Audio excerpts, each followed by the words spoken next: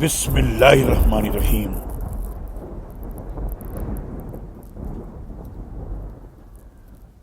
تمہارا رب یقیناً وہ اللہ ہے جس نے آسمانوں اور زمین کو 6 دنوں میں پیدا کیا، پھر عرش پر قرار پکڑا۔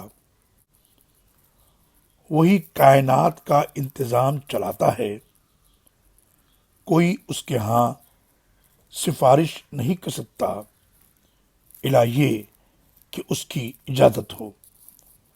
ان صفات والا تمہارا رب ہے، لہذا اسی کی عبادت کرو۔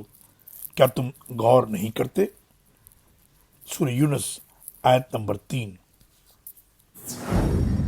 اللہ